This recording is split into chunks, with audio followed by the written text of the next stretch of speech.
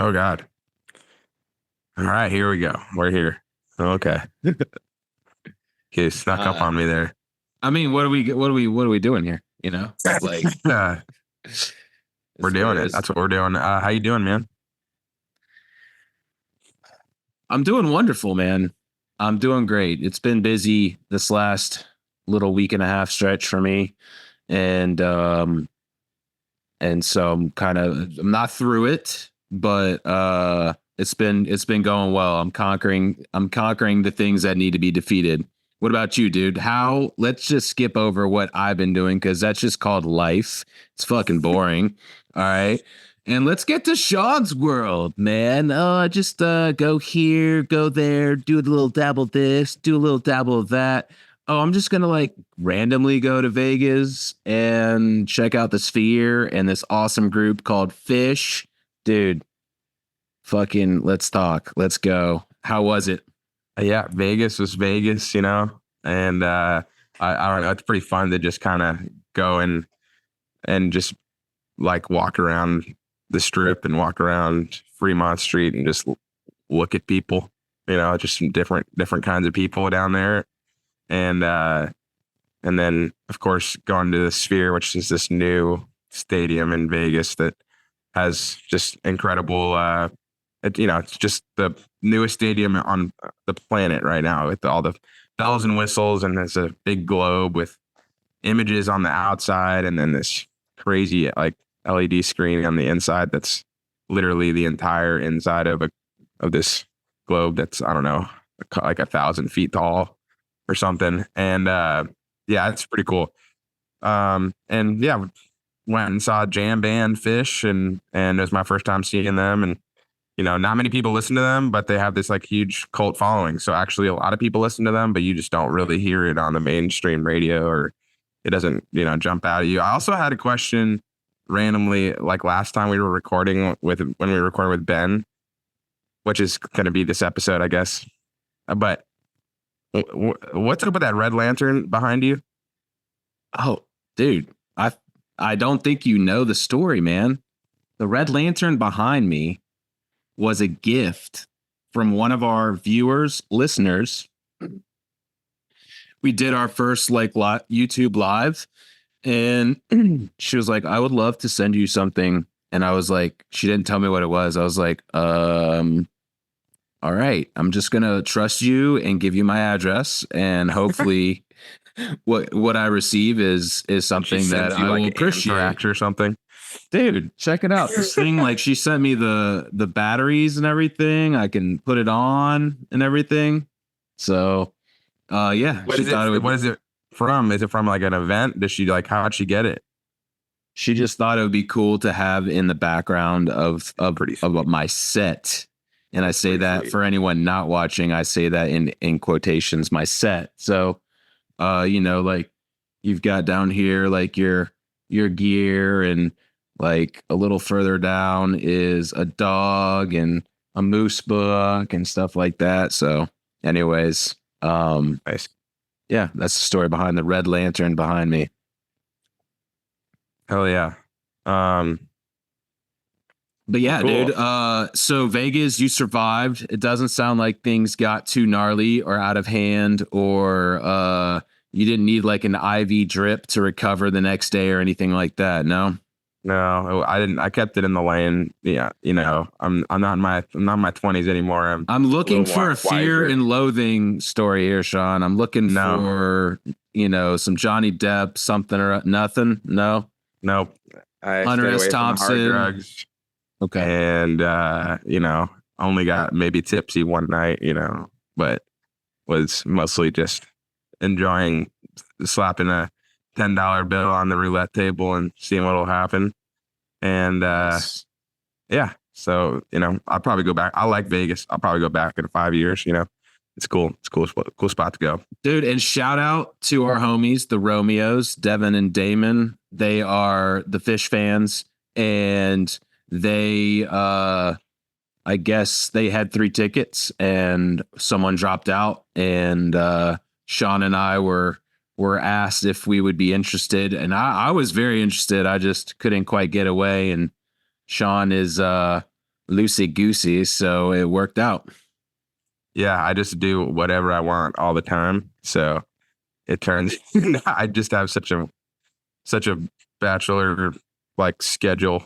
I just am off. I have a lot of downtime, and That hair, dude. and but it is kind of like, it has its downsides too. But anyways, so yeah, here in Alaska, this is what's going on in the mushing world. It's pretty quiet. It's not a lot of mushing happening because the temperatures have kind of gone up here in late April.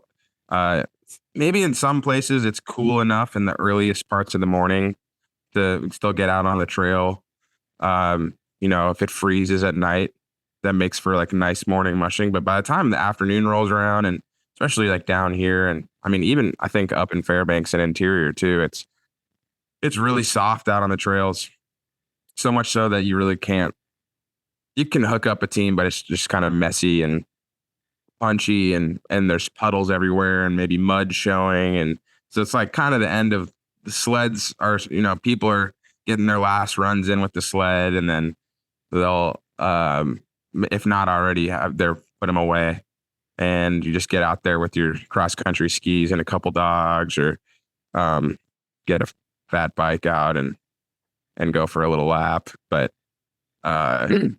it's messy this time of year. There's just like a bunch, like infinite melting snow everywhere. So it's kind of gross to just like, you can't really go in too many places. And you can go into the mountains, like the Brooks Range right now would be great. People go up there still this time of year, and that's great conditions. I wanted to ask, because I saw, not to cut you off, but I am going to cut you off. Cut me off anytime, dude. I mean, every once in a while. Totally cut me off. I saw a video from Amanda Otto where wherever she was, and I didn't know, I assumed Denali, but maybe I'm wrong. Wherever she was, it was still snowy. She wasn't running the dogs though. She was like on a mountaintop or on a hill or whatever, and she was like sliding down the hill and stuff. And so glissading, I believe. Glissading. I believe so. Don't quote me on that, but yeah, it's a great time to hire in the mountains. You're gonna have better snow conditions. People are still backcountry skiing and stuff. I'll probably do that sometime this week, and I'm going to Alaska in like 20 minutes. Glissading, dude, is the act of descending a steep snow or scree-covered slope via a controlled slide on one's feet or buttocks. Buttocks, yes. Buttocks. Okay, interesting. Thank you for the knowledge. Once again, just dropping knowledge. That's what we do here on Mushing Alaska Podcast. Yeah, glissading. So let me ask this, just in reference to where we are in the season. So you mentioned it's like a slosh pit right now, and it's muddy, and it's not a great time to be running unless you're kind of in maybe a certain remote area of Alaska or whatever. So like, what do you do with dogs in this down season?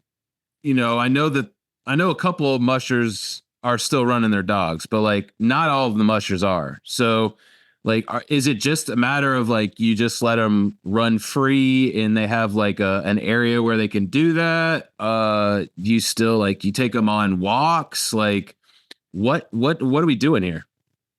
Yeah, absolutely. There's going to be, everyone's got a driveway and a road, and depending on what your situation is, with your neighborhood, you can find a back road or something to go and walk your dogs, or you can take them maybe on a short run in harness, but also like no harm in just kind of letting them hang out in the yard and have some downtime. But they do get pretty rowdy after a few days at their houses. And so it's nice to try and get them a little bit of, it's not even really exercise as much as just like fun, and like, getting out and just doing some like loose runs with your dogs, and just letting them kind of be on vacation a little bit whatever that might mean. For some dogs, they do really like thoroughly enjoy just hanging out at their house, maybe coming inside for, the evening. Maybe other dogs, they really, really want to run and are maybe less content to be hanging out at the house. They're not as homebodies. And so you get those dogs out and loose, run, walking. Some of them might need to be on a leash. Some of them might be free running. Some of them, you can get them in harness, do ski joring, bike joring, canter cross, those kind of harness activities. And, you still might be able to bust the sled out if you get out at 7 a.m. and take a small team. You can do a lot with a 4-dog team, or you can just kind of go and, or a 6-dog team, and just kind of go out there with a little, like almost boldly kind of go out onto the trail and see if it's still mushable. And if not, it's like, you could probably just take your old crappy sled and get out there. And if you're really, a go-getter, I see Josie Tears taking her team down to Southeast Alaska. Like, a lot of people are preparing for summers with their dogs on the glacier, and they're getting like all that gear packed up, and the logistics are crazy. You got to drive your dogs down to the Southeast somehow. And so, a lot of dogs are like, I know Dallas Seavey's got his glacier operation, and his dad does too. And that whole family has, there's the Seavey brother that is down in the South Central. And then you've got, Travis Beals has a glacier operation and a tour. So everyone's kind of gearing up for tourism if they have that, but not every musher's doing tourism in the summer. A lot of people are just hanging out with their dogs, doing fun stuff. And then they have a day job. So let me ask this, in terms of like, for the dogs that aren't content, just chillaxing, what are the best ways for you to like burn their energy during this off season?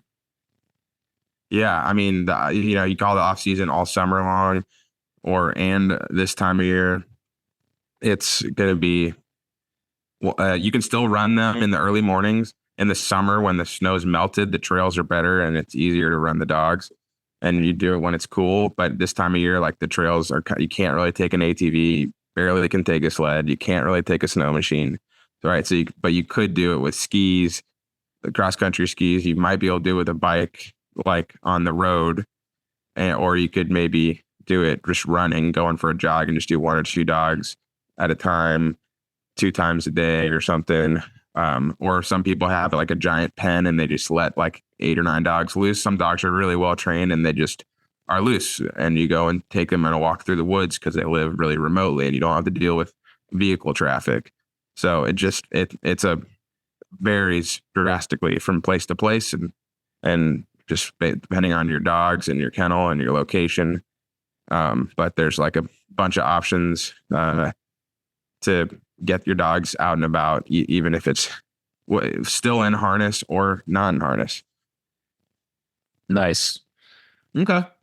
Yeah, I just I was thinking of, some of the various mushers where they have like the winters off, right? So they're like fully dedicated to being able to train, and now in the summer they're working full time. And so I'm always kind of curious, like, how do they bridge that gap where they're working and possibly having to train the dogs and care for them? So like, I don't know, if someone is working full time, is it a thing where like the dogs could just be in their dog yard for like a good majority of the off season? Or I mean, they are going to spend a lot of time in the dog yard, yes, but even if you work a long day, like, the sun's up at 4:30 and it's down at 11 o'clock already, like, so maybe it's like 5 a.m. I got up at 5 on accident, and I just was like, damn, it's already like light out. That's crazy. That already happened. I mean, we're a week from May and we're, 2 months from the solstice. So it checks out. But yeah, you get home at 8 p.m. You can still go on an hour, 2-hour thing, and still get to bed on time. So yeah, there's the dogs are going to be, you know, potentially at home all day outside, but they're still like playing with each other. They're wrestling and barking at the squirrels nearby and and having fun with each other, having like the dogs, they do that. Like that's part of what's so cool about these sled dogs is they love their human and they love the connection with the person that they're around. But when they're not around, and even when they are around, they like equally like just hanging out with each other. Like they're a lot more independent than a regular dog who's really like most dogs that my friends have are really like their value is measured by how much time they spend with their owner. With these dogs that some of them are perfectly content to spend 10 straight hours just playing with each other, barking at each other, and you live out in the middle of nowhere, you can let the dogs bark, do their thing. They're chewing on bones or whatever. And then they're not like stuck inside for that day. They're at their houses and they're fine. And then you get home and you're going to get them some dinner and you can get them all off their tethers, and that you try to get the dogs off their house set up once a day. If you're that was our goal at all the places that I worked. And that's probably everyone's goal. But like I said, some dogs are like homebodies and they're like, yeah, I mean, you let me off. They like go pee on someone else's house. And then next thing you know, they're loose and they just go right back to their house because that's their safe space. Got you. Okay. So yeah, I mean, I guess the summary there is like once a day is kind of what you're hoping for in terms of getting them off and out and stretching their legs and that sort of thing. Well, I know that, this man, Sean, I swear you're just this, you got all these adventures. I know you're like itching to get out the door to go ski some more. So I guess let's transition. And if I can just, for maybe a few minutes here, I know I'm sorry to inconvenience you, but if I just inconvenience you for maybe 6 to 7 minutes, maybe more, maybe less, who knows? We'll see here. But let's talk about our time with our guest, our guest, Ben Good. We recorded this last week and before you went out to Vegas, and man, I have to say, afterwards, you and I were chatting, and we have fun with all of our guests, but we really just enjoyed our time with Ben, and super down to earth, and yeah, I don't know. I'll turn it over to you, but thoughts on our time with Ben? Yeah, I think he's a super cool dude. Like, just real easy to talk to and get along with, and he enjoys listening to our little podcast, and it's just fun. Sometimes I just feel like, get this feeling that we're just there's certainly an element of truth that we're just talking about, like we're not experts. We're talking about mushing, and it's like just a bunch of BS, and you kind of like start to get like I personally get like a little like what's the like syndrome where you feel like you're not actually the expert. Imposter syndrome? Yeah, imposter syndrome. Something like that, maybe.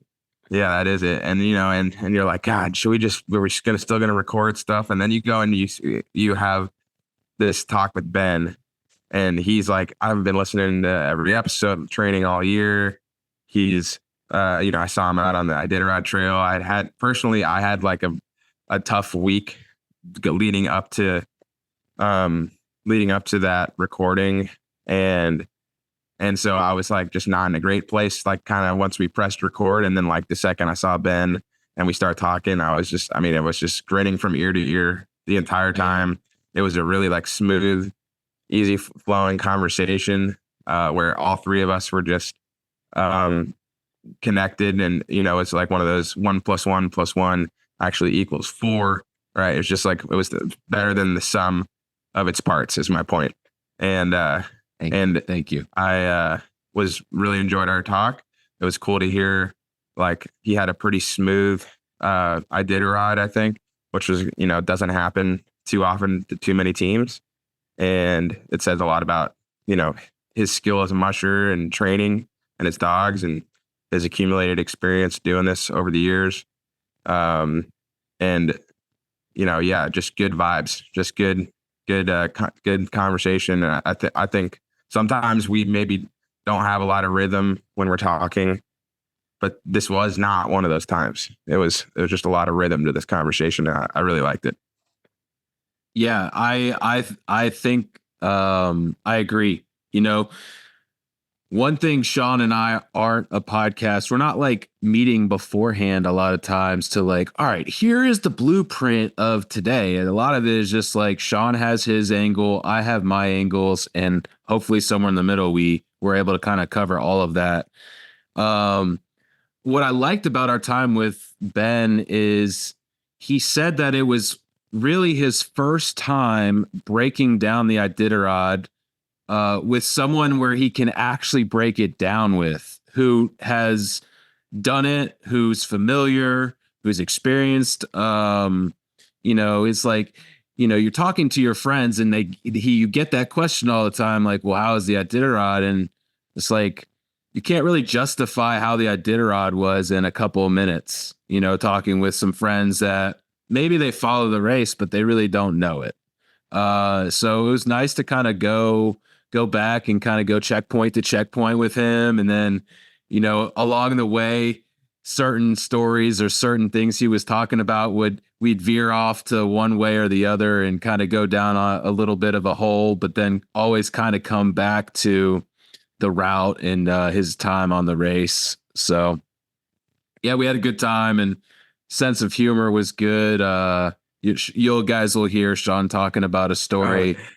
The upstream dub was one of my favorite things. One of my favorite. Yeah, Ben's got a good sense of humor. Good vibes, man. Yeah, and the upstream dub story, you'll hear it introduced, but it like multiple times kind of makes an appearance, which shout out to Ben for keeping that thing living. So yeah, and then our next guest is going to be Severin Cathry, and we've got that recording scheduled, so we're excited for that.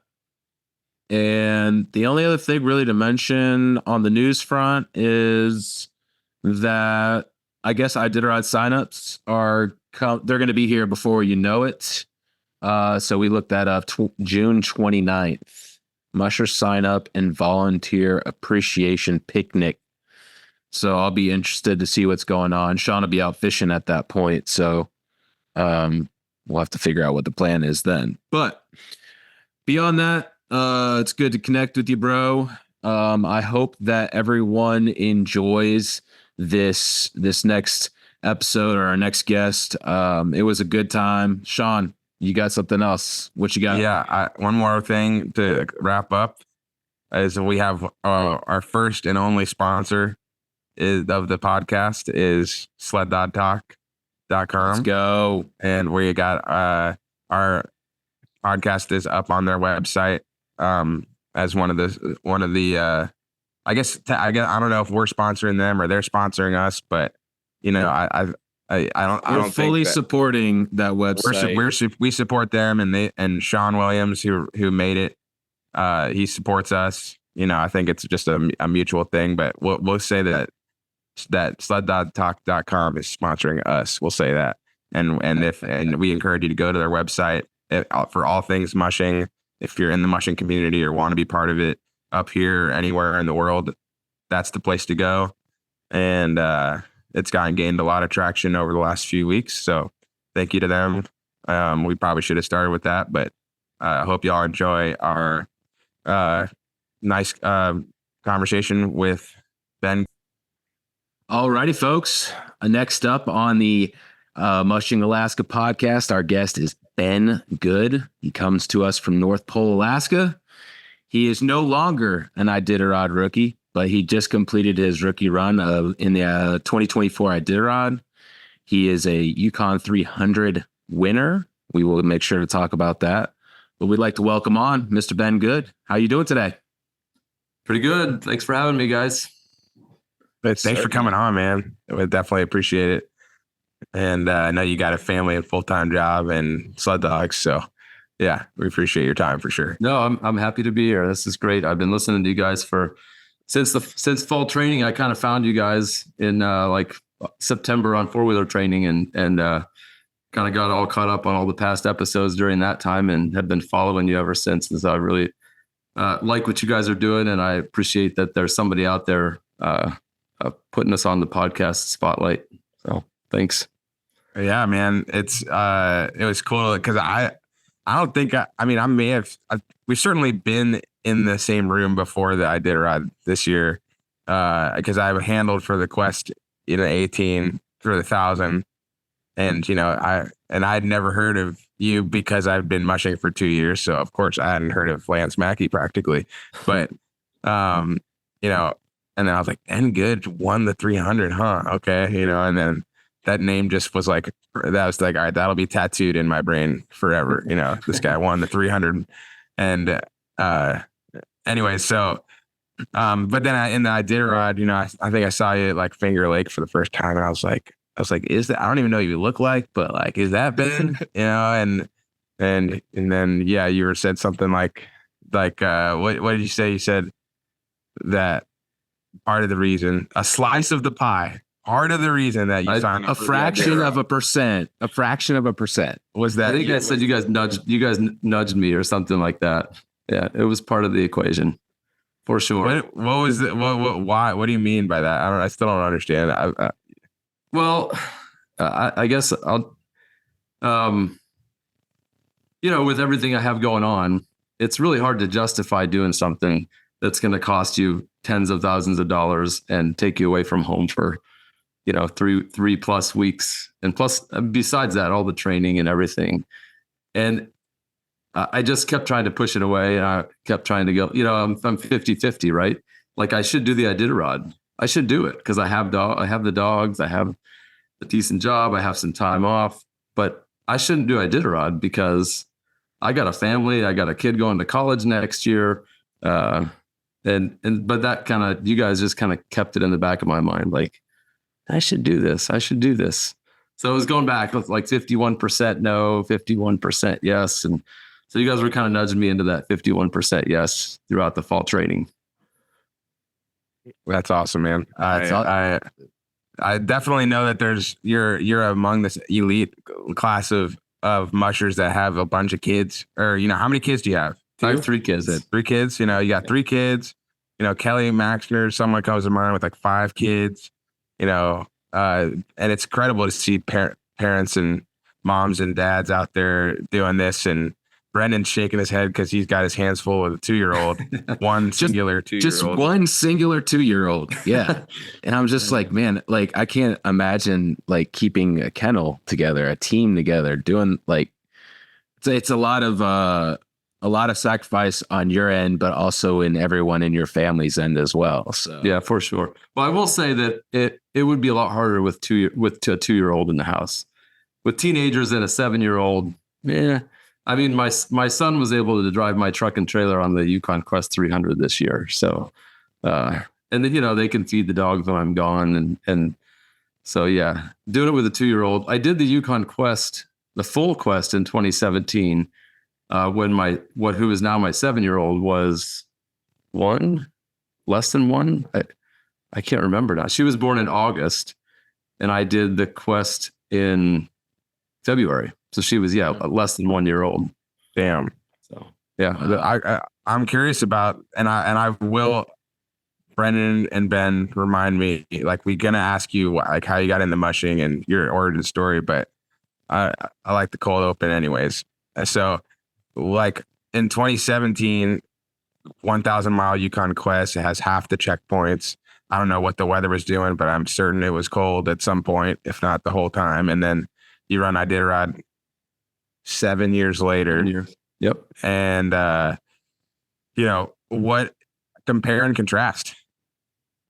Well, I think I've got this question kind of in the last month or so from some other people, and the biggest difference is doing the Yukon Quest as a rookie.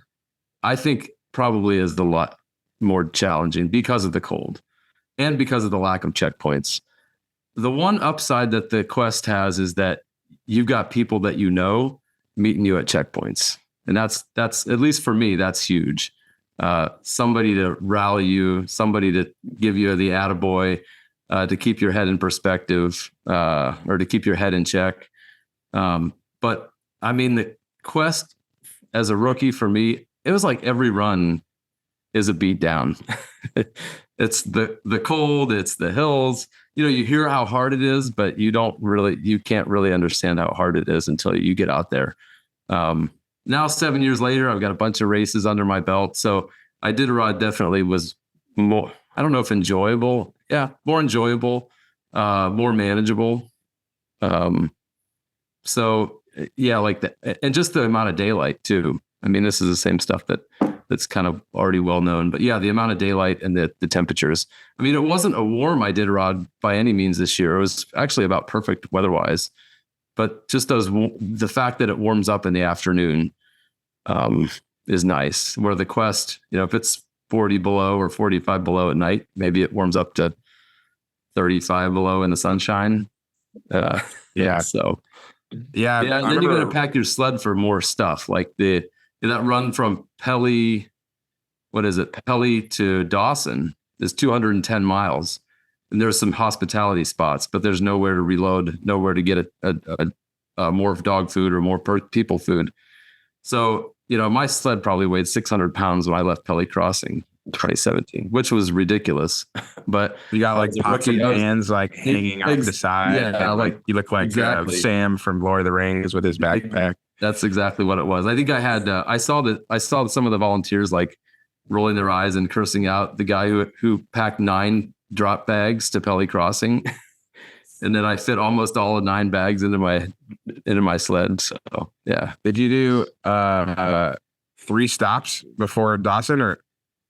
I did a quick stop at Stepping Stone, and then I went on and camped out a little bit after that, and then I camped at Scroggy Creek, and then I camped again after King Solomon's Dome. So I did 3 campouts. So that's 4 runs. Yeah. I remember Riley Dyke was like, I think it seems like a pretty universal truth probably for the Quest, is just that it's probably harder to finish for a rookie than the Iditarod. But the Iditarod's like way more competitive than the Quest if you're trying to finish up in the top 10 or top 20 or whatever, is kind of what he said. And I mean, that kind of might be changing a little bit now that you have, 40 teams in the race versus 80 or 90 teams, but still. Yeah. I think there's a lot of validity to that. Yeah. Okay. So yeah, that's you were probably, one of the most, if not, I don't know, definitely one of the most experienced rookies this year, and sure. And you could see that in your body language at all the checkpoints, saw some rookies that really looked like they would have loved to see their family at some checkpoints and getting those words of encouragement. And then even some of the veterans, up there really struggling with sleep deprivation in the front of the race. And if you have your husband or wife there, that would make a huge just energy boost. And so, yeah, you see that, and they're just kind of, and then instead of that having those words of encouragement, from the people that you love most in the world for being right there with you, they're just kind of like sitting down, like at the checkpoint, just like, I'm like, what is it like? And I'm like, I try to say something, but it's, it just doesn't mean the same if it's coming from me. So I'll say 2 things about that. That was one of the things I was the most nervous about in to being able to finish Iditarod, because I've been in races where when you're in a hard spot and there's no one there to lift you up, like you want to scratch, you want to throw in the towel, you want to go home. I think you might have been, I don't know if you were in the race or if you were handling, but the Copper Basin in 2018. I was in that one. Yeah. Yeah. We had to do a 70-something mile run from Sourdough to Mendelton Lodge. Then it was Mendelton Lodge before it burned down. Mm-hmm. And it was like, I left Sourdough, and it was like, I forget what it was, 0 or 10 below or something. And within like 5 miles, it had warmed up to 35 above, and it was just dumping snow. and just like wet, heavy snow, and you're just going like 5.5 miles an hour. And I was going to do that in one shot to stay competitive. I packed enough gear to do it in one shot. And, 7 hours in, you're like barely halfway. And I ended up just like having to pull over in camp because my leaders were getting a little bit heady and needed to get rehydrated. I pulled over and I sat on my bucket for about an hour and a half and let the dogs rest and gave them a meal, and then kept going. And I was like, this is it. I'm done. I'm scratching in Mendeltona. It's over. Like, this is not fun. It's probably one of the least fun I was having in a race ever. And I got to Mendeltona and I was like, this is it. I'm good. I'm going home. And it was my brother, and then you probably remember this, or you might remember this when I say it, but my brother had brought his father-in-law along to handle for me. They're from Pennsylvania and Michigan. And I pulled into the checkpoint and they're like, "Oh yeah, good job. You're what a man, what an Alaskan beast. And what an awesome run. Like, everybody's dogs look so tired. You look so good coming in." I'm like, "Are you serious?" Like, now I got to keep going. So I remember getting the dogs bedded down and just stumbling around like half drunk, looking like I was half drunk. And my brother literally like holding my arm, walking me to the cabin to like tuck me into bed so I can get a nap. And then I went and finished it. I mean, it wasn't a great finish, but it was, you get through. But anyway, you have people like that at checkpoints. They can really make or break difference. Your race. So yeah. That's amazing. And that's the thing. It doesn't, in my head, I'm thinking like, I need to impart some insane wisdom and knowledge. It's like, no, just good job. And you're like, oh, like, thanks. I said that to a couple of mushers and they were like, you mean it? And I was like, yeah, you're doing great. Well, that's the second thing I was going to say. So I showed up in Finger Lake and Iditarod. I think I told you this already out of the race, but the first few days of Iditarod that was the hardest part for me. Like, I didn't get hardly any sleep. I got to Finger Lake and I was already feeling like I was getting behind. And I was running kind of around like Calvin and Laura and I think Isaac and a couple other people. And I left Squentna like before them, and they left after me and they caught up to me and passed me, and they got there like 20 minutes before me. I'm like, my speed is garbage. Like, I'm 120 miles in and I'm already getting behind. And I think I said something like that to you, like I'm going to get too far behind. And you're like, dude, you're 120 miles into the race. Don't tell me you're going to have to scratch already. Like, don't give me that load of crap. I think that's the first I've really met you face to face in person besides our quick Instagram chats. So, but it worked. That's funny.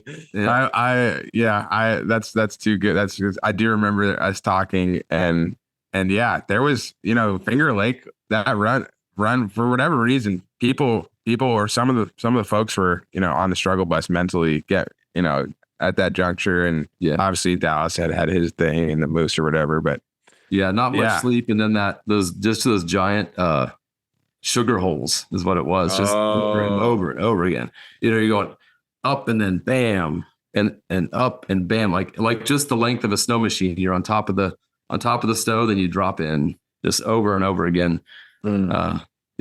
So yeah, that checks. Yeah, it seems like the first third was like pretty much every run was like really, really difficult, because it should be easy enough to Squentna. That's a party run, and then Finger Lake is not historically a difficult run from Squentna to Finger Lake, but the conditions were tough.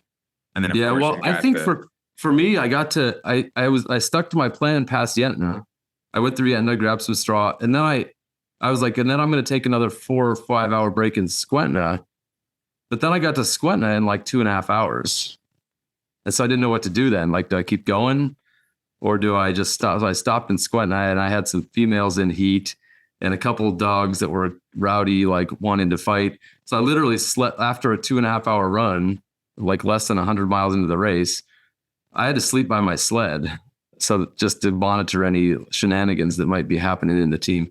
So I really didn't have much sleep by getting into Finger Lake and even beyond that. How long was your Squentna rest? I forget what it was. I probably Well, it's like around 4.5. I think I fell asleep, or I just it was like the middle of the night, so I was like probably 4 or 5 hours, too long. nice. Hey, it's at that point in the race, and it is your goal is to finish and maybe be competitive, but yeah, I think I was one of the last ones out of that checkpoint. nice. Besides, like I think, like I said, I think Calvin passed me pretty quick out of Squenta, and then anyway, Laura passed me later on, closer to Finger Lake. But yeah, I was one of the last 3 or 4 out of there. Yep. Nice. That's crazy, man. So then, yeah, of course, you got the steps, which I guess weren't, people. I don't know. How did you find those to be? Like, I feel like they're kind of an underwhelming but famous because they have like people set up the camera, the trail crew right next to, and they've caught all these wipeouts on camera, and you had, a musher break their finger there recently, a couple years ago, and but it's not like my experience with the steps wasn't like that crazy. Well, I don't know. Oh, there was a lot of snow. There was lots of snow, and after you run the Quest 300, I think that it was pretty manageable. Yeah, with lots of snow and yeah, and a little bit of experience on the sled. It was very manageable. That was something I noted that I remember you saying as well out there was like all the tricky parts, like all the technical trails, the trick, whether it's the Dalzell Gorge or that river outside of Roan, the Post River, or whatever it is. Mm-hmm. And those notorious like sled breaking sections of trail were like, probably challenging for you, but like when you just compare to like a completely like windswept Rosebud or so what you've seen out there on the Quest Trail, you seemed like you were just ready for it. Yeah, for sure. Iditarod had. Yeah, the Quest 300 on the Alaska side, it does not. I mean, people talk about how tough it is. You cannot overstate how challenging that race is. that run up, whether you go up it or down it, between like two rivers and 101, where you go up over Rosebud, like that valley, I forget what it is, like the North Fork of the Chino or something like that. The way you go in and out of those little side valleys with the glaciers on them, the years that those glaciers are big, it's treacherous. And the climb up Rosebud, especially if you don't have like perfect leaders, can be also really hard. But you're side hilling going downhill, side hilling across glaciers with trees at the bottom of the glacier. And so, yeah, the stuff on the Iditarod was much more fun, more pleasant. Nice. Hey, so earlier you mentioned your dogs were being heady. I'm curious, like, what does that look like? What is that like? What do you see in the dogs to be like, oh, they're getting heady? Good question. Oh yeah, that's a great question. So every dog, I would say it's a little bit different from dog to dog, but generally they're a dog that never looks back at you is starting to look back at you.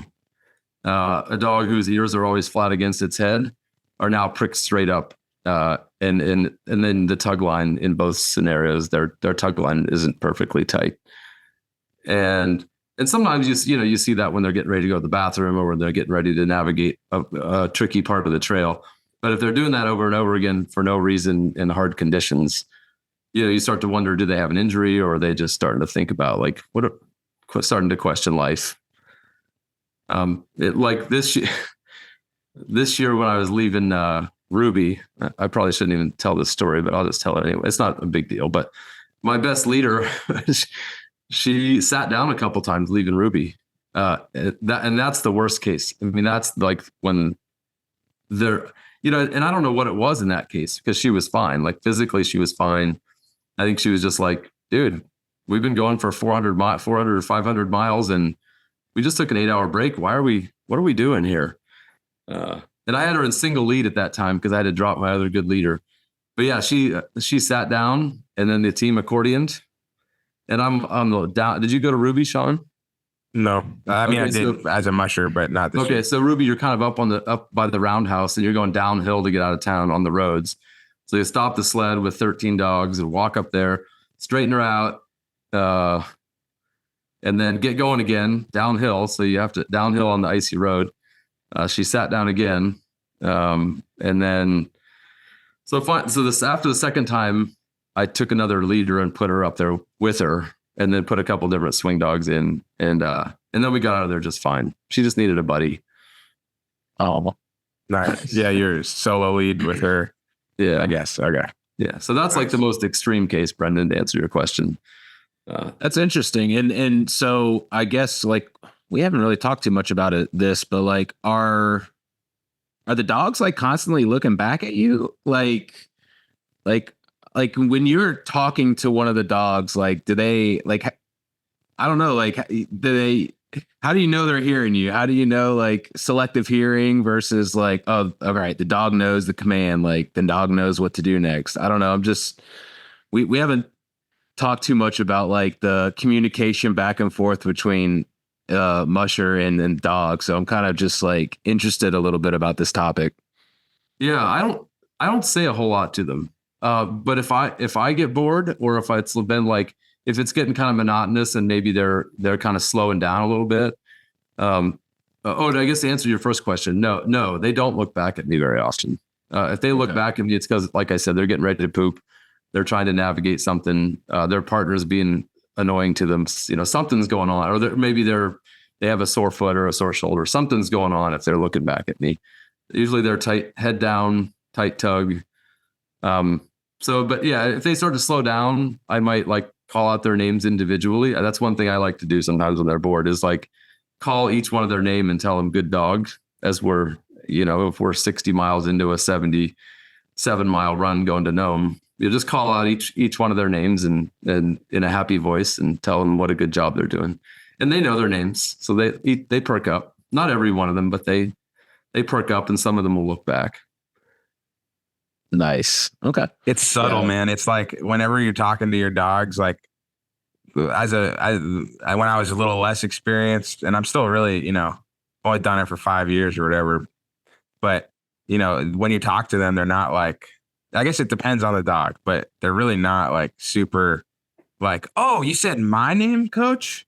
Cool. Like, you know, it's kind of like a real subtle like body language change of depending on the dog. And they're like, oh, thanks. Like, appreciate you saying that, you know, but it's like subtle, you know? Yep. Nice. So I didn't want to, we were kind of talking about the Iditarod and your run there, but I just wanted to chime in because, you know, Sean was asking some great back to back questions. I wanted you to chime in too. I think Ben did too. So thank you.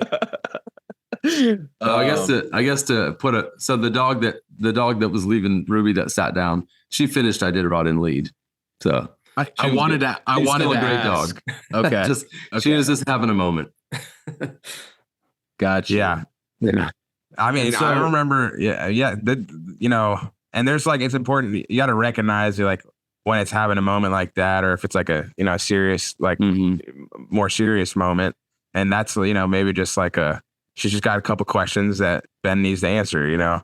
That's and right. I've seen dogs that like it's just it can be a boredom thing. Like not, no, like, like, especially now you're going on like the Yukon River, and that, you know, is the epitome of boredom. I don't know if she's never been on the river, but you know, the boredom aspect of things, like when I would run the same run 3 or 4 times in a row in training, and you get on the third time and they're like, dude, like, we're going up the same hill. And I'm like, yeah, like, but y'all are like, this is January, you're in like peak condition, you're fine, you know? And they're like, but we like, it'd be kind of cool if we like went somewhere, you know what I mean? And so you gotta have to have that dialogue with them. But yeah, go ahead. What?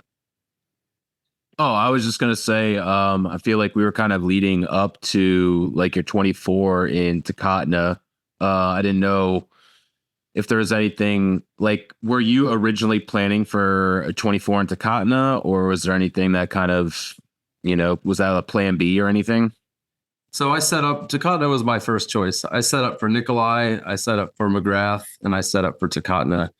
I had, Nikolai, I told my son, like, as I was packing drop bags or at some point between then and the race, that if I stopped in Nikolai, I was going to be having problems. Or he would be able to tell by my stop in Nikolai for a 24 that I was having some issues. And if I stopped in McGrath, I was doing okay, but it wasn't my first choice. But I really was hoping to get to Takotna. So when I left Nikolai, I had my fingers crossed to make that push the whole way to Takotna. I think it ended up being about a 66-mile run. And I got it coming into McGrath. I was like, should I stop? Should I go? We've been running for a long time. And I suddenly had my cell phone like in my chest pocket. And suddenly I hear ding, ding, ding. So my cell phone had picked up service on the way into McGrath. And so I pulled it out. I was like, I got to call my wife. I got to talk to her in a while. So I call her and we're talking about it where she's like, well, what do you want to do? And I was like, well, I want to get to Takotna. She's like, well, do what you want to do. You only got one shot at this, or you only got one shot right now. So, do what you want to do. And I was like, well, Zeus looks like his shoulder's a little sore. And now Irma's looking a little tired. And she's like, well, do whatever you want. So I pulled into McGrath and I was like, all right, I'm going to go for it. So I rummaged through my bags in McGrath and got a couple snacks and put a few things into my return bag so that I could get it back later. Yeah, and then leaving McGrath to Takotna, there was kind of a big hill right in the middle, which was surprising and a little bit disappointing. I thought I was just going to be on the river the whole time again. So I was second guessing that a little bit, but was really happy to get to Takotna. The best part about getting to Takotna was that I caught up to the front of the pack, for a few hours at least. So getting to see like Ryan and Travis and Aaron and Jesse Royer and some of those people was just, as a musher, as any musher, you want to kind of see what other people are doing. You want to see what the best of the best are doing and what their dogs look like right now, what they look like right now. In this race, not necessarily to be competitive with them, but just out of curiosity and maybe to learn something. So I was super happy. And the pie, everybody talks about the pie in Takotna. I literally ate one of every kind of pie that they had in Takotna, which ended up being about 6 pieces. Dang. Are these all like good numbers right there? Are these all sweet pies, or are there meat pies, or is it all like? No, they were all sweet. There was some cream pies, fruit pies, berry pies. Yeah. Okay. No peanut butter pie. No, there was no peanut butter pie. Oh man. But they were whipping out like when I was there, and I certainly was there during your 24. It was they made like a gigantic like cartoon high level of pancakes. Yeah. Just like this huge stack that would be, and they were like almost an inch thick, and they were simple, but they're just hot and delicious. Oh yeah. I'm sure. Yeah. People were, they just come in and they like just crank out a breakfast, crank out a dinner, and maybe even a lunch. And, and if you want to time, you're waking up from the nap to be there when it's hot, but it was tight quarters, but it was, good food there. I still, oh, go ahead. No. Add to your story. Oh, I was just going to say the other great thing about Takotna was that, as all those front runners moved out, a bed opened up. So I got a bed for, I think a bed for the second time in the race. And that was pretty sweet. Nice. Hey, bro. So take us through, like, where are you at mentally at this point? I mean, Takotna was your goal for 24. So I'm sure like coming into Takotna, you're probably happy that you've made that. Where are you at in the sleep deprivation? Like, just where are you at mentally? Yeah, I think I was a little bit coming into Takotna. They put me in a parking spot that was really punchy.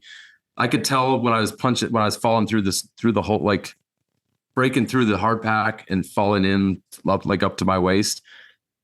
When I did that a few times, I could feel my head kind of get, I checking in with myself. Like I'm a little bit grumpy right now. This is kind of annoying me more than it should. But I was happy to be there and, happy that I made the made the push. Let's see. Yeah, I think by that point we were in a rhythm. Like we were doing pretty good. Rainy Pass was a reset for me. I'll step back a little bit on the trail. Rainy Pass, I was in a bad spot. Katie Joe walked up to me maybe an hour and a half after I'd been there to try to do an interview, and I was like, I'm Katie, I don't think, and I'm always happy to do whatever, talk to people or do an interview for her, but I was like, Katie Joe, I don't think I could do this right now. My head's not in a good spot, and I'm like a zombie. I haven't slept since the beginning of the race. But I went up to the sleeping quarters for the mushers, and Rainy Pass was phenomenal. They had this like bunkhouse that was like 85 degrees inside, and flannel sheets and a flannel pillow. That was a total reset for me. After that, I got into a pretty good rhythm, and I was feeling pretty good. So by Takatna, yeah, we were grooving. And what, like that reset? So I'm looking here at your like little sheet. 6 hour 20 rest time. How much of that was actually sleeping though? About was like 3 hours in Rainy Pass. That was in Rainy Pass, probably 2.5 or 3 hours. It's crazy how just that little amount of sleep can like be you said that was a reset. It was only 2.5 to 3 hours. It was tough. Yeah, it is. It does. It changes your, and you later on in the race, I'm looking forward to that. I know after 2 hours, I'm good again. Like I'm good. I might be grumpy. I might be tired, but 2 hours, I'm good. So that was kind of after Takatna, I got into a pretty good rhythm. I did take a few longer stops right after my 24, but I got into a pretty good rhythm of, a 6 hour break was 2 hours of chores, and then a 2 hour nap, and then 2 more hours of chores, and then pull out. Sometimes that second 2 hours of chores turned into, maybe the nap went to 2.5 or 3 hours, and the chores turned into 2.5. Some of those stops were when I looked back at the times, I was like, oh God, how was I there for 7.5 hours? But yeah. So when you left from Takatna to Ruby, did you camp between Ophir and Cripple, stopped at Cripple? Did you camp before Ruby as well? Or did you run that straight? Oh yeah. So let's see. I left Takatna. I went through Ophir, which I was bummed about because Ophir got the checkpoint award this year. So in hindsight, I was like, oh, maybe I should have stopped at Ophir because it sounded like it was a really great checkpoint. But it didn't work out for my schedule because it was only like 2.5 hours out of my 24. So I ran the whole way to Carlson's Creek cabin. I think that's what it's called, or Carlson Crossing. There's a cabin halfway between Ophir and Cripple. So I stopped there. Let's see. Yeah, I stopped there for 6 hours, and I ended up having to stay a little longer because I had some dogs that had some really cramped shoulders. 2 dogs with really cramped up shoulders. And one with a sore wrist. So I came out to put booties on and recognized that and had to kind of take care of those and go back and take another. I massaged the 2 that were sore and wrapped the wrist, went back in, took another hour nap, and then went back out, and they were all good to go again. And then that's insane. To Cripple. It's so cool how robust the dogs are. They have these sorenesses, and literally, like, if you just can know what you're doing, know how to work it out, and give them not literally an hour, like, or maybe it was an hour and a half, whatever. And then they're just like, yeah, that feels a lot better. Thanks, coach. Well, yeah. And one of those dogs I thought I was going to have to carry, and I didn't. One of them, I was like probably going to drop them in the Cripple. And, but no, yeah, if you can do a lot in a couple hours with those tight shoulders, as long as they're not, strained muscles, as long as they're just cramps, you can do a lot with them. Same with the wrists. Hey, speaking of carrying, I'm curious, was that part of your strategy? Do you carry dogs? Do you have like I don't know, the setup, but I know that some of the mushers are, hauling dogs. Is that something that you're pro or anti, or any thoughts there? I'm not that interested in it. I'm usually grumbling if I have to carry a dog. Okay. I did pull a little, you got to be ready to do it, right? You have to be prepared to do it. So I pulled a little, like otter sled, a little jet sled so I could put straw in, because there's some of these runs where you got to do a camp out halfway in between. Your sled's pretty packed, and so if you do have to carry a dog, you need somewhere to put gear. So I brought that jet sled so I could put a bale of straw and some gear into it if I had to carry it, if I had to carry a dog. So Gotcha. Yeah, dude, I'm like some of them, the guys that carry dogs. Firstly, I think it's mostly like a competitive, and the teams that are trying to top 10 it, are usually the ones messing with that. But they train their dogs to do it, and they have these like nice, like they're like a dog box almost. Some of these guys have where you're like opening like the side of the sled bag, Brendan, and they like just literally like take a dog, walk him over, put him in, close the thing, and it's like done. That's like in like 15 seconds. Yeah, it's like an airline. It's like an airline kennel closure. Like, okay, it's almost that secure. Wow. And so that but then like I've never had a setup like that, and it's like I'm always like I got to rearrange like my entire bag. The dogs like the dogs never practiced like being in the sled. And so they're reluctant, and they're usually probably got plenty of energy, but they have some soreness that I don't like that I'm seeing. And you're putting them in there and they're like, I can go. And I'm like, no, like just take a rest, please. And they're like, no. And then that's a whole thing. And that waste I remember in the Copper Basin 2018, like I spent like 45 minutes trying to get Thunder in the damn bag. And he and it was like that one short run that I remember, like Alex, my handler and homie, was like, dude, this 44-mile run, like, don't think it's just going to go like super easy because you just crushed a 70 or whatever. And I was like, okay, and then I'm in there like trying to get Thunder in the bag, and he's got like a clear wrist problem. And I'm like, and he's just battling me. And I'm like, so yeah, it's crazy how, for some people, putting a dog in the bag is just not a big deal. And then for some people and some dogs, because it's not just the person, it's their sled setup and it's the dog's experience and the level of tired. And it's just like a complete chore, like the last thing you want to deal with.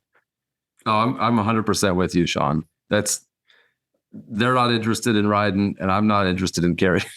But if you have to, you got to figure out a way to make it work. Now that we're talking about it, I only had to carry a dog like the last 10 miles into safety. I had a dog that was getting a little sore. I couldn't exactly tell what was wrong. I think she might have had some harness rub or some soreness in her pec muscle. That's the only time I had to carry a dog in the whole race. That's pretty lucky. Damn. Wow. And I had one more question about hauling. So you really only see that in the long distance races? You don't see that like in the mid distances and such, or you might depend. Does it depend on, some mushers are just kind of, that's their strategy regardless of the race.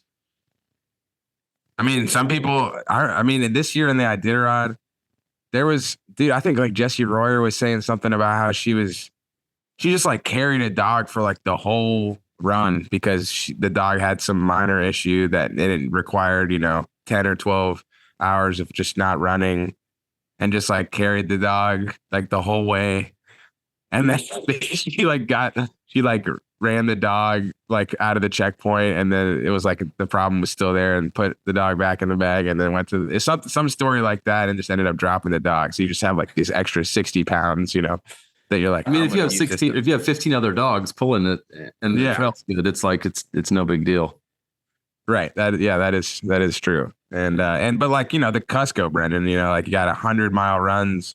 And if you have a dog that's cooperative and maybe like a veteran 8-year-old dog, and you can just like put them in the bag for the first third of the race or something, absolutely. Yeah. So yeah, people will do that, but I think it's way more common in the long distance, but it's certainly happening in the mid distance. Okay. Sorry to go down that rabbit hole. I was just curious. I just wanted to. That's why we want to go down these little branches of the tree,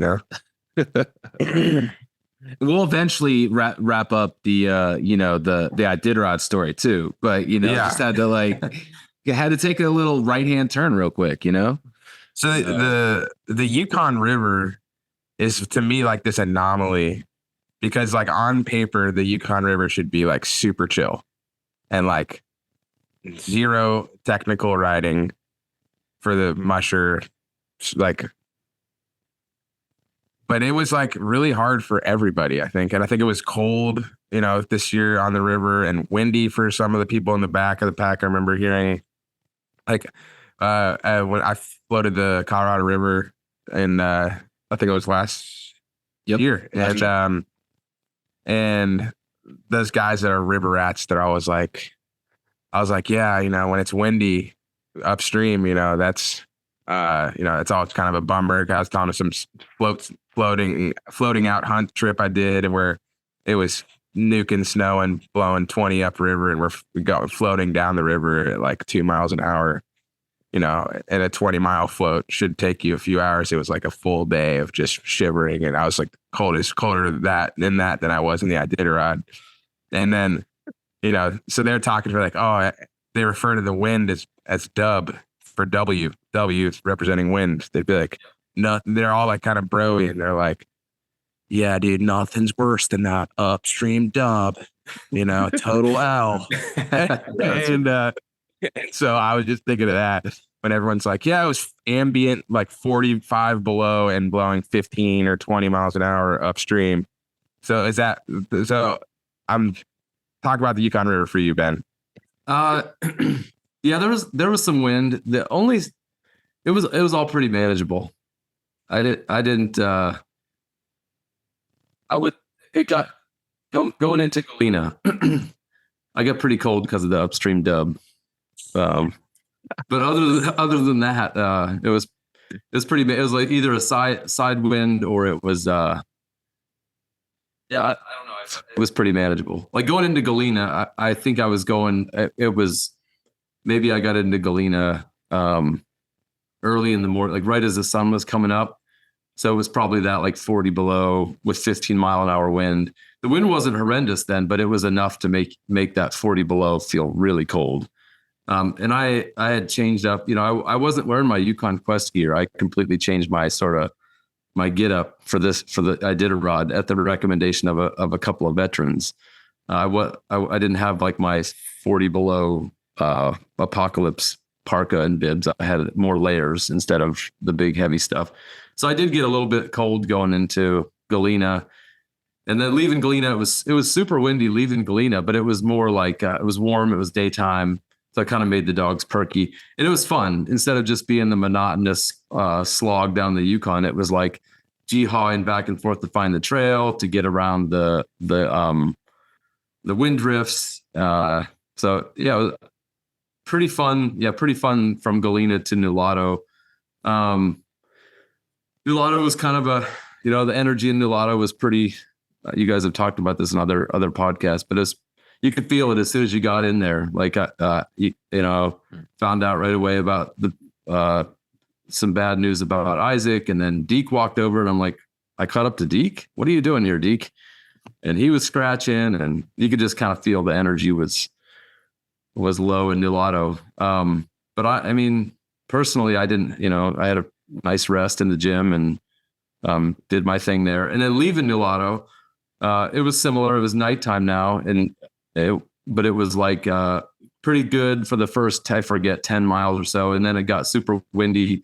So I had two less experienced leaders up there, but it was fun to see them sort of work together, and they had to decide if they were going to bust through the snowdrift or if they were going to go to the left of it and then come back onto the hard pack trail. So they're like instead of going over it, they would try to go like around it. And sometimes that worked, and sometimes they'd try to go around it and then keep going around it and then keep going around it. And they'd end up so far off to the left that they'd be off the hard pack and into the deep snow, kind of wallowing. But it made for an entertaining run. And I've talked to another musher. I won't name names because this might be a little bit, sound a little bit crazy. I think it was between Nulato and Caltag though. It was the middle of the night. and I'm hoping Sean, once I say this, you're going to say, oh yeah, somebody else has told me about this. I look up, occasionally I'll pop my headlamp off so I can look at the northern lights or see if the stars are out. So I pop my headlamp off and I look up, and like going completely horizontal across the sky is this like glowing orange thing that's going like perfectly horizontal across the sky. It looked way too low to be a meteor.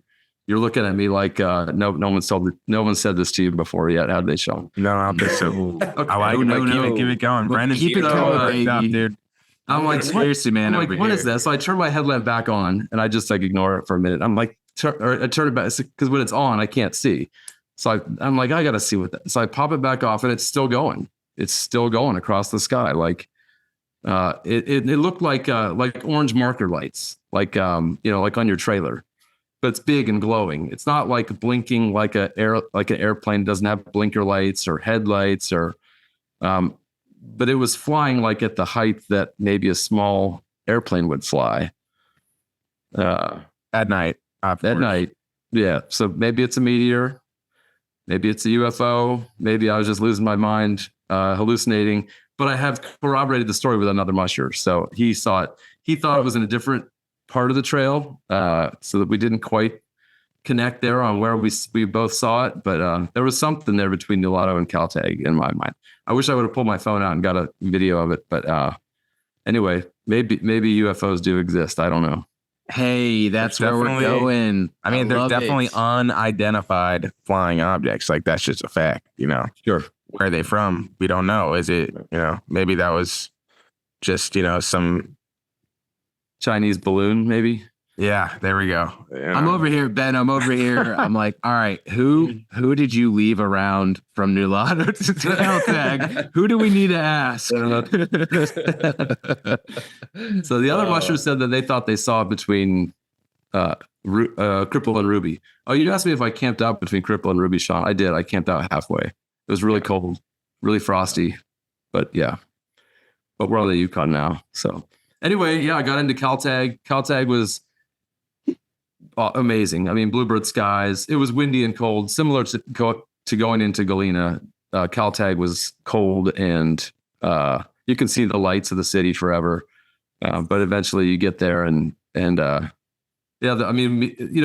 by that time it was like me and Jeff Reed and Lauro and I forget, Laura Kittleson, and I think that was the four of us were kind of traveling together. Me and Jeff and Laura would kind of leave around the same time, and then Laura would leave a little bit later and pass us all.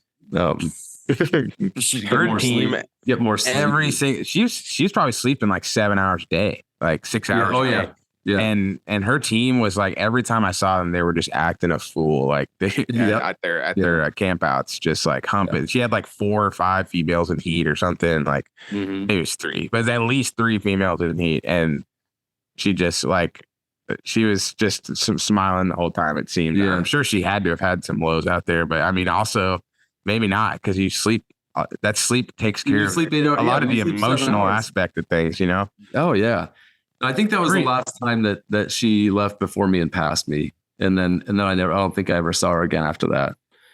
So every time she was in an interview or on a video, she was like, I'm like, man, this girl for a rookie is like she's like so happy go lucky. I'm like looking at her, like looking for signs of weakness. I'm like, she just seems so I guess, that sleep was very helpful. Well, one thing I'll say about both her and Calvin, I think, traveled quite a bit together. And one thing I'll say about those two, just to give them kudos, is, man, they were unbelievably efficient. They looked incredibly professional, like with the way they interacted with their dogs, the way they, it was like they were mini Mitch and mini Dallas out there, like being super efficient and taking care of those dogs so well. And then, I go into the cabin and they'd both be like taking a nap. It wasn't like they were young kids kind of goofing around out there to like have a good time. Like they were all business. They were having fun too. It was really impressive to see both her and Calvin out there just doing such a fantastic job, just crushing it. So I thought that was cool to see. Yeah, that was evident that those dogs were super prepared, and so were they for being the two youngest mushers in the Iditarod. Calvin being the youngest, and Lara right there behind him. But yeah,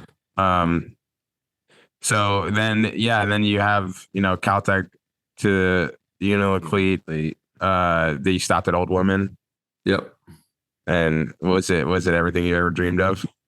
It wasn't 60 below like some other folks had. It was pretty nice. Yeah. Pretty uneventful. It was just really beautiful. Like I did that run to Old Woman in the day. Like I got to Old Woman right at sunset. So that was cool. And then, we camped in that cabin with a couple of the bikers. Yeah. I was going to ask if you had run into Hunter there, but I guess he was already gone by that point. Yeah, they were already long gone. Okay. Yeah. Yeah, I guess that's where I caught up to Sevi, because after that, me and Sevi were kind of traveling together a little bit more. Then got into Unalakleet and was really surprised to see that Aaron had scratched there. That was a bummer for me. He's been a mentor for me. I got my first couple dogs from him, so and I don't think he's ever scratched before. So I was like, that's not right. That can't be right. Huh. Yeah, I'm real curious about that. I guess he's seen the coast too before. It's like if he misses it, it's not a big deal. Yeah. He's seen it once or twice. Yeah. And I had 4 pizzas waiting there for me. So I was like, what am I going to do with 4 pizzas? Like, I'm hungry, but I'm not hungry. Yeah, it was funny. The pizzas and then like the mushergrams. Yeah. It was funny because like I would be at the checkpoints and you'd see like the pile of mushergrams for every musher there. And Brendan and I have been advertising doing the mushergram thing. I think it's really cool when it's like a homie or a family and especially not knowing about him. For me, I didn't know that they were even a thing. So that was perfect for me. But it was funny to see like some of them that'd be like sending it to like Lara or something. And I'd like read like the top one. It's like, I hope you can win this year. I'm like second grade, Oklahoma, I'm like, all right, maybe they're not all, but it's just kind of like the sentiment's nice. But like for me, I was like reading them like that's exactly what I needed. Like it was almost like having a person there to encourage you. Whereas like when I handed them out in White Mountain, like all the mushers were like, yeah, I don't really want it. I'm like, oh, it was just me that liked them, I guess. Okay. I took them in White Mountain. I got one from my hometown in White Mountain. Nice. That was cool. Yeah.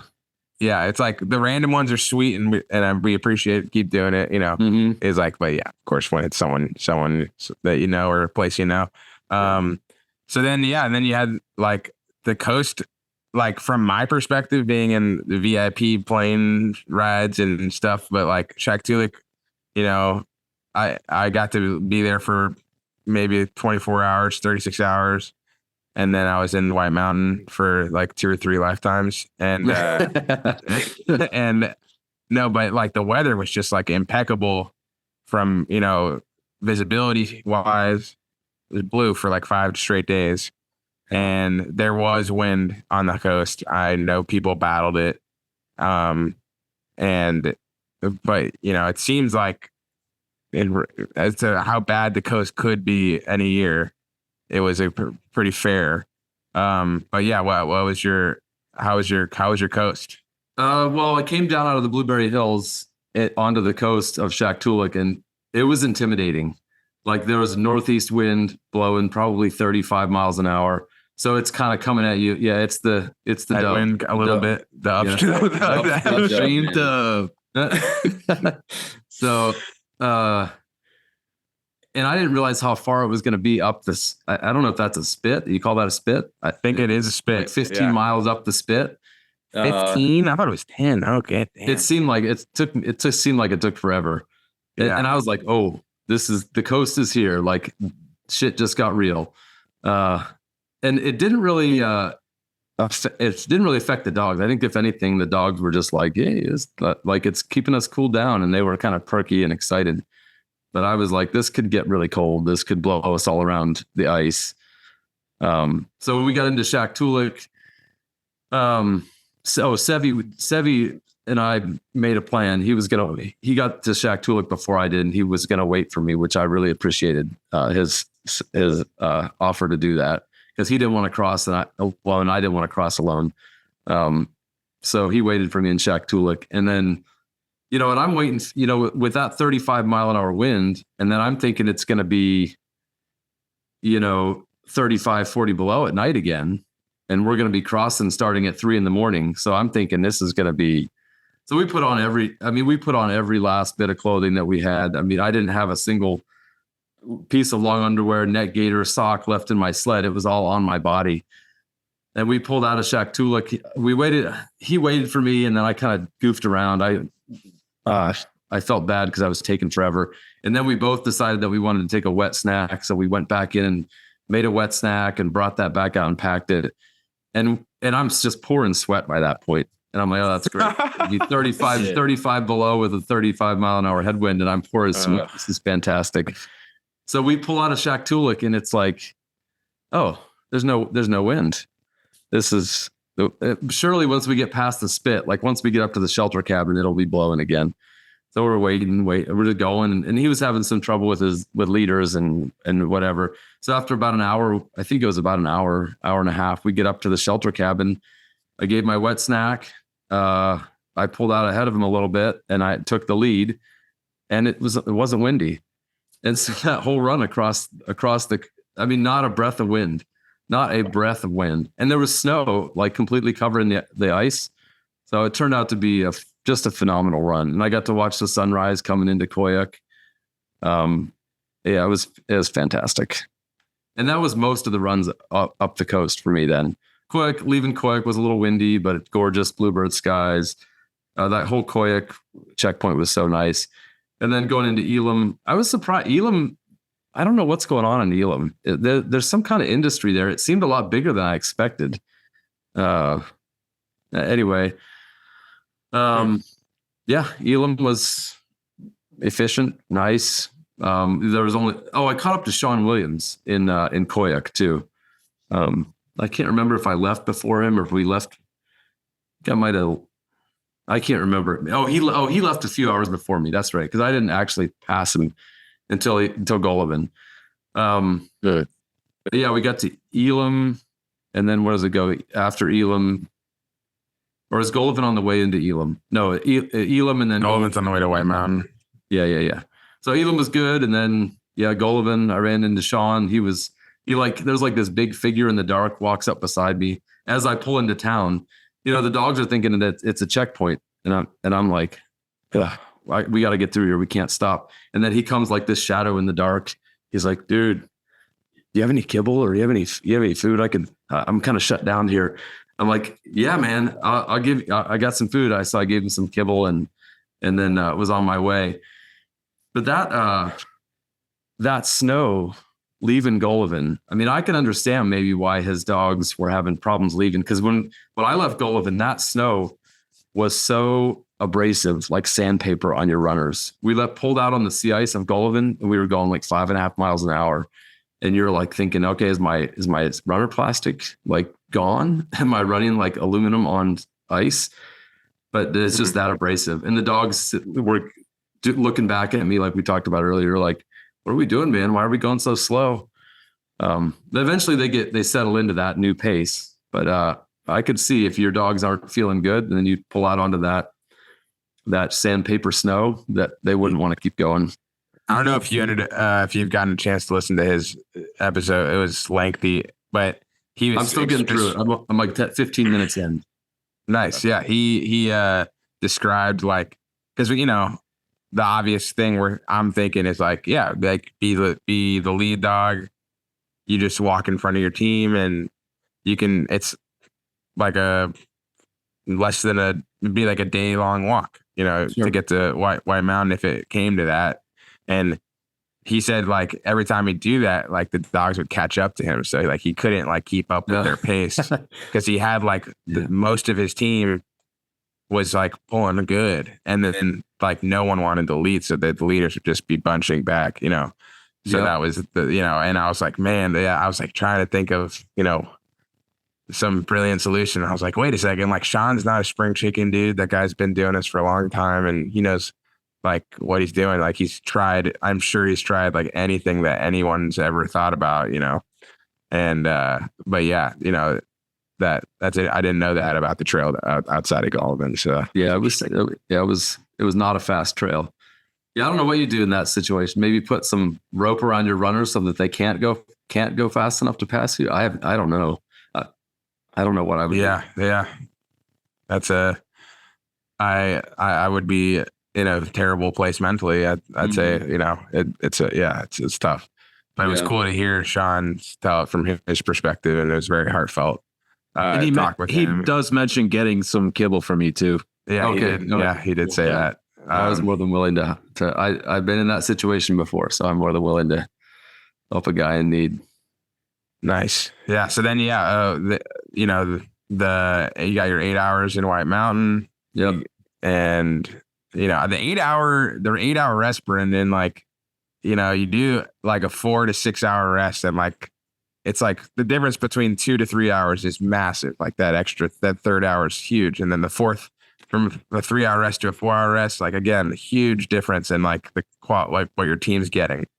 And then you get all the way to like your 6 hours of rest, and you add a 7th hour, and it's like, all right, that really helped. No, no, like it doesn't necessarily, it's not necessarily detrimental, but like you get to 8 hours in the dog. It's like, I don't know if you've ever done like a sleep deprivation kind of thing where like fishing for me, we would be sleeping 3 to 4 hours at a time, and I'd wake up and my body wasn't comprehending the agony it was in. And then same with mushing, like you take these shorter rests and you wake up and you're like, you feel like you look like shit, but like if you slept for 10 hours, like you'd feel even worse probably, And so like with the dogs, I think there's an element of like, you take an 8 hour rest and they're like, oh yeah, we did just run 900 miles, didn't we?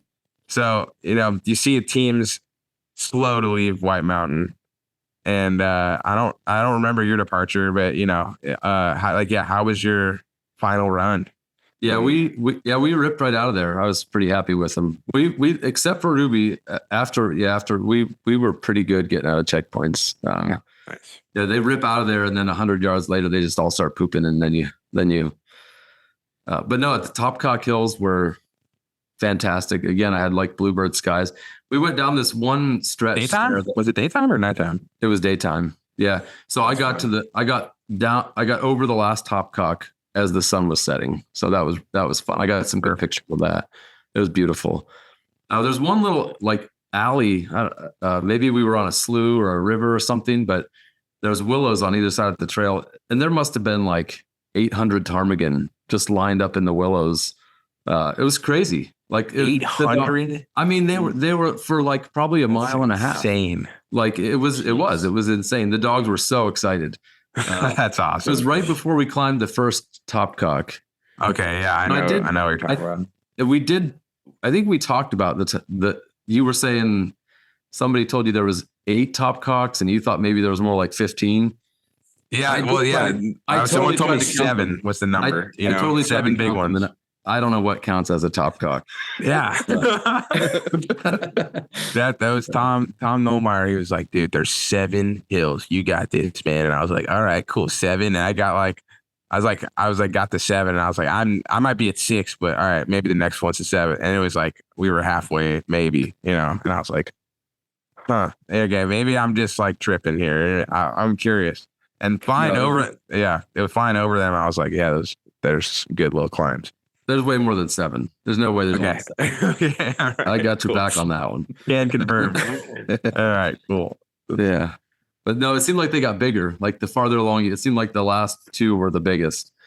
And then I was like trying to figure out where Bridget and Gerhardt, is that his name? Got stuck. I think after talking to some people at the end of the race, I think I figured out which cat or what area they were in. And then the blowhole, I guess the blowhole is right when you get to the bottom of the last, like on the coast, the bottom of the last Topcock. Is that the blowhole? It starts to get a little shady there for me, but But I think it's not very like it's vague, it's not. I always thought before I had learned a little more that there's like a hole and it goes through. Like a gap it's in the like it's mountains or just something. yeah, and it's like there is, but there's you look at the mountains and you can kind of see like, all right, I guess maybe but it's kind of a stretch to like be like that's where it comes in. But yeah, it seems to be at the same spot. I don't think it's right after the Topcock Hills, but like a little bit farther, is. But I don't really know, man. Yeah. So then once I hit the coast, it was like I just like went into like a haze. I mean, the sun went down, it got dark, and dude, I must have fallen asleep. I mean, I probably fell asleep like dozens of times going into safety. It was, like the whole thing was just a haze of like in and out of sleep, and just bouncing over driftwood, and I had to drop a dog in safety, which was I think I already said that was fine. And I guess Topcock Hills. It was like I was not stopping on that last run. There was no way I was stopping. It was like, this is just one more hill that's keeping me from getting to Nome, keeping me from fulfilling my goal. And that was like that kind of mindset. Really, I just kept coming back to that. Like, this is the next thing that's in the way, and I'm going to get over it. This is the next thing that's in the way. I'm going to get through it. There's no way I was stopping on that last run. So, but then it was this similar leaving safety though, as it was to leaving Gullivan. Leaving safety, that snow was really abrasive again. And then they're like, oh, well, we rerouted the trail up ahead. There's a muskox that's been in the middle of the trail and not giving up the trail. So, you're only 22 miles from Nome, but just be careful. The last thing that you might face is a muskox. So, oh my God. I didn't see it. Laura had some videos of it. She showed me at the finish line, but I didn't see it. But yeah, once we got up over Cape, I don't know if it's called Cape Safety or Cape Nome, we could see the lights. It felt like it took forever to get to Nome, but the closer we got, the happier the dogs got, the faster they went. And then, we just tore down Front Street, and there was my family waiting for me. So nice. Yep. Before we get into the feels there, I just say this because, I care about you, Ben. I believe it is pronounced Lara. So next time you go and see Lara, Laura. Give it a Lara, because I called her Laura, and she corrected me on that, and I was like, I know that you want to say it right, and I don't want to correct you. That's weird, but I'm doing it because I know you appreciate it. I've seen it written down, and I'm like, I honestly have tried to say it that way. So, dude, I'm the same. It feels wrong. I'm the same way. I'm the same way with that name. I can't say. It sounds weird coming out of my mouth. Lara. I always go to Laura, but yeah. Thank you. I appreciate that, Sean. Yeah. Okay. All right. So reunited with the fam, 1,000 miles, accomplish your goal. Did you roast that dog? How did it feel? It was great. I mean, it didn't sink in. I'll be honest. Like, I was so happy to see my family. Us talking through it right now, it's really been hard to kind of process it. Like, people go like, oh, how was it? And you go like, well, how do I tell you in like a casual 3-minute conversation about 11 and a half days and something that I've been trying to do for years. And it was great. It was everything I wanted it to be. That's kind of how that's how I've been summarizing it. And that's really, to put it, simply, it was everything I wanted it to be. My family didn't hate me at the end. I still got some money in the bank. I still got a job. My kids are, healthy and happy. So yeah, it's always trying to find that perfect balance of doing the thing that you want to do as a person, as sort of a adventurous, I don't know what the right word is, sort of a driven person, balancing that out with, the people that need you and that care about you and that need you to be there for them. So I think I did it. I think I did an okay job in this case. I don't always, but this one I think I did okay. Nice. Yeah, that's a tough balancing act for sure. And man, congrats. That's an amazing accomplishment. You've got like almost all the pretty much is there anything like that you haven't done that you're like itching to do in the mushing, whether it's a race or just a trip or anything with your dogs, like, in the general future, or is it like, this feels like, you just want to maybe just run some of those local races and continue to keep your dogs exploring and engaged and stuff? Or Yeah, I don't. I've never done Cusco, and one I've scratched in 2 races. One of them was the Kobuk, so I got some unfinished business there. Okay. We'll see though. We'll see if I ever get to get. Yeah, we'll see if I financially the Cusco is a good idea. That's what I keep hearing. And you can just finish, then you're gonna get your trip paid for, and you don't have to train. That's what everybody keeps saying. You don't have to have these long training winters. But then the bummer is, you get done with Cusco. It's January. You're like, well, the dogs are in great shape. I should sign up for whatever. Right. On the blank. Oh, maybe go walk. But yeah, that's cool. So, we can wrap up with your story of like, where are you from? How'd you get into mushing? Bring it around full circle, and get in the dogs. You live in, North Pole, Alaska, or just outside of Fairbanks. But yeah. Yeah. Originally from Greenville, Pennsylvania. So that's about an hour and a half north of Pittsburgh. So north of Pittsburgh, and we're close to the Ohio border. So all of our news channels growing up came from Youngstown, Ohio. So my dad was a Cleveland Browns fan. We had season tickets to the Cleveland Browns, him and his buddy had season tickets. So I get to go to Cleveland Browns games occasionally. We were kind of halfway between Pittsburgh and Cleveland. Let's see. I came to Alaska in 2002 after I graduated college. Oh, we didn't have dogs growing up. Dogs weren't a thing. Dad wasn't interested in it. So we didn't. I mean, we had the occasional pet that my mom would bring home, but so I always blamed him on, you want the thing that you didn't have, or you couldn't have when you were younger. So then we couldn't have dogs. So now I have 30 dogs. Yeah.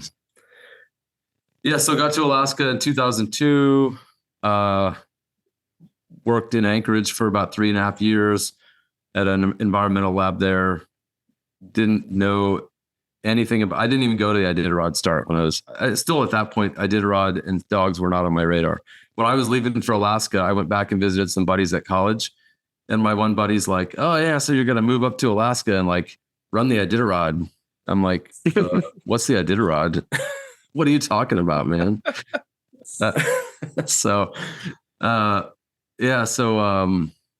Ended up, I was working up on the slope. We got pregnant with our first kid, and I needed to get off the slope. So I found a job at the refinery.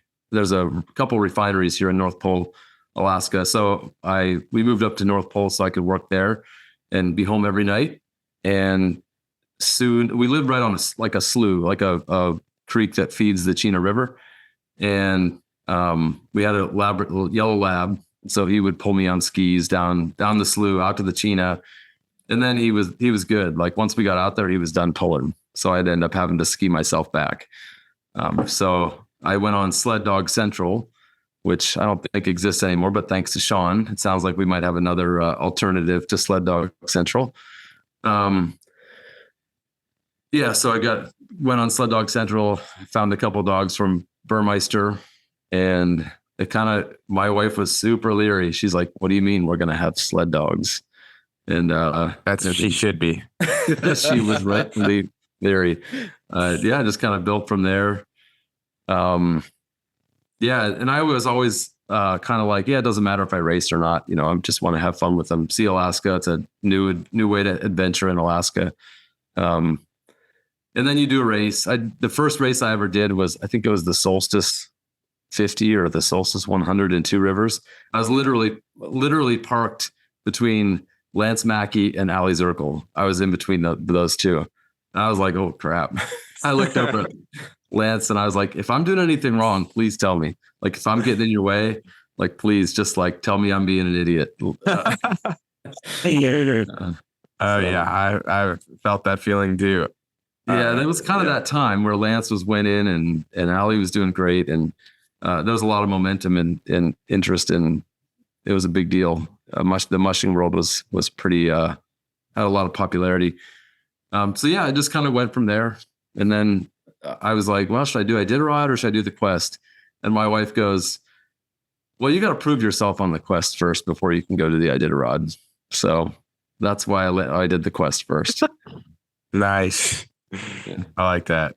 And you proved yourself. You sure did. What's your wife's name? Kim. Kim. Okay. Yeah. All right. Look, I don't know if I've met Kim yet, but look, hopefully we'll get the chance to do that. And the Quest 300 winning in 2018. 2018, yeah. So I ran the Quest the year before, and I'll be honest, like I often try to pick races where I feel like I could be competitive at, and that might mean that I'm going to pick a race that's like the Two Rivers 200 and go for it. Because I have a pretty good team, but we don't. But there's not 5 or 6 teams that could win it. There's only 2 or 3 teams that might win it. So I might have a shot. That. I don't always pick races that way, but if I want to be competitive, that's kind of where. And the Quest 300 has always been one that's easy logistically. And I saw Jesse Holmes win it 2 years before, and I was like, I see the way he did that. I think I could probably do that, even against some competitive teams. And that year, a lot of the more competitive teams dropped out, and I got, I had some luck, but I did have a plan. I did stick to my plan, and I ended up passing Joanna there at the last, Oh, is Joanna Jagow? Yeah, Who's now changed her name to got married. Yeah. So okay. And that's So I've had good luck on that. Everybody talks about Birch Creek. I feel differently about. I like Birch Creek. I've had good luck on it. I've had good runs on it. It's not that different than the Chena River, which we run on every day. So So it worked out. I picked the right race, picked the right schedule, and it worked out. So Birch Creek. It's the trail's not that hard. I think it's just, I guess you get heady maybe, but with all the switchbacks. But it is kind of fun. Like I can imagine if you just went out on Birch Creek for fun, especially March or April, it'd be a blast. Well, it seems like the way back is always packed down, because everybody goes down it and packs it down, and then it sets up. And on the way back, it's, I've usually had 8 to 9 miles an hour on Birch Creek back, and it's pretty fun. Yeah. Brennan, do you have any? Yeah, fun. Do you have any? Anything you'd like to say? I can say some closing remarks, but. Well, I was curious. I had a couple quick hitting questions about the Iditarod. Favorite checkpoint for you was. That's not quick hitting. Probably Takatna. Okay. And then your favorite run? I had a good time on the burn. I know that sounds weird, but I had a phenomenal run across the burn. Running up and down the dirt hills and that little glacier in the middle. It was daylight. It was nice out. The dogs were cooking. So I had fun. Let's go with favorite moment. Outside of getting to Nome, we'll assume that's got to be okay, you're checking your bucket list item there, but was there a favorite moment or something within the race? Yes. Nothing really spectacular about it, but just all the good feelings, leaving Koyuk with the blue sky and knowing that knowing that, this is probably going to happen. I'm going to get there. Nothing, there's not a whole lot left that's in the way. There was kind of a moment there leaving Koyuk. And then same thing coming out, like we talked about earlier, coming out of the Topcock Hills, knowing that, this is going to happen. It was both. Both. And then he fell asleep 12 times. Yeah, right. I had that on the Yukon River a few times. I was like, stop falling asleep. Stop falling asleep. You cannot let this race end because you fell asleep and fell off your sled. That's funny. And my last one was did you have a favorite interaction with another musher, a fun interaction? I know you've already kind of told some stories, but just, any other thing that kind of stood out? Yeah, so I was walking my dogs into Cotton, and after about the third dog, I look up and I realize that I'm walking them right in front of the live feed with Sean standing there. I'm like, oh crap! And they're like, a couple of them are pretty excited. Oh, dude, that was hilarious. I think a couple of them probably took a crap like right in front of the live feed camera.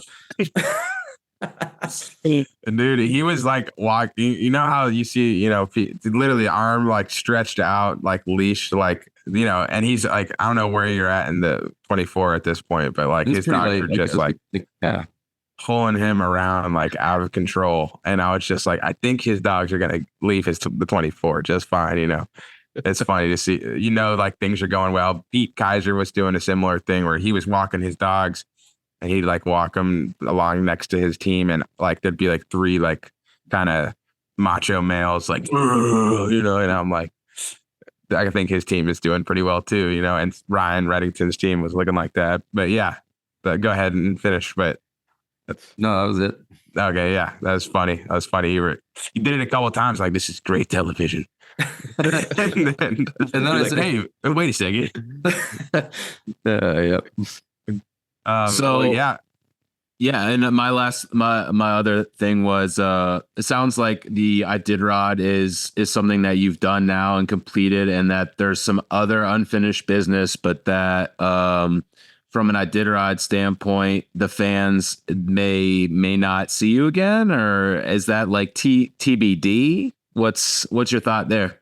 Yeah, if I do Iditarod again, it'll be like I said earlier, my son's going to college in the fall, so I got to spend a few years sending the money that direction instead of towards something big like I did. Or if I could do Cusco and make my money back on it and kind of make that work, that's a possibility. This team that I have now is, some of them, it was only their second race ever. So now I've got a veteran team that, once they finish a 1,000-mile race, you can kind of do anything you want with them. So next year, well, not Iditarod, but some other, I could be competitive in mid distance with them next year, I think. And then beyond that, if I do Iditarod again, it'll be in 6 or 7 years. But I could see myself, getting into like trail breaking for the Quest or the Two Rivers races or the Copper Basin or something, driving the Nome machine to open up trails and maybe getting involved like on the board side of some of those races or, that kind of thing, supporting the mushing community in that way, where I'm not having to be to spend so much time training dogs, just kind of play with the dogs. And then, this mushing community is only as good as the people who are giving back to it, which is why, I really appreciate what you guys are doing, but everybody's got their part to play. And if we don't play our part and give back, then, especially as mushers, it just kind of falls apart and things don't work out. And you can see the organizations like the Copper Basin who are just rolling because they have good people in place. And so, there are some local races here in the Fairbanks area that need people. They just need somebody to step in and I'm not saying I'm that person, but I could, support somebody or plug in that way. So I think it's time to give back for a while, a little bit more. It's hard when you have dogs because we're also busy and we have our stuff going on, and it's hard to volunteer your time to do other stuff. We're kind of, as mushers, we kind of tend to be takers rather than givers. Yeah, we're needy. But at the same time, that's part of the culture is that the mushers have to be there or the thing doesn't exist. So that's how I could see the next 4 or 5 years going. So, nice. But mushers' plans are fickle. Ask me next fall. I might have a different answer. I love it. Well, yeah. We really appreciate you joining us, and it was fun seeing you out there, dude. I saw you probably one of the mushers I got to just interact with the most, and you're a good dude. It seems, and fitting of your last name. They didn't Yeah, get the last name. yeah. Well, yeah, I didn't even mean that one. Yeah, well, But yeah, no, this was a really fun hour and a half that just flew by in the blink of an eye. So Yeah, it does thanks, go- man. Yeah, it did go fast. I really appreciate it. And the one thing I'll say, Sean, when I first saw you on Finger Lake, the one thing that you can't see in these video podcasts is how phenomenally blue your eyes are. That was the thing that like shocked me. I was like, whoa, he's a pretty handsome dude. And look at those. Can you? eyes. Yeah, you got to tell the ladies. Can you spread the word? All right. Okay. All right. No, this is great. Thank you guys so much for giving me the opportunity to chat.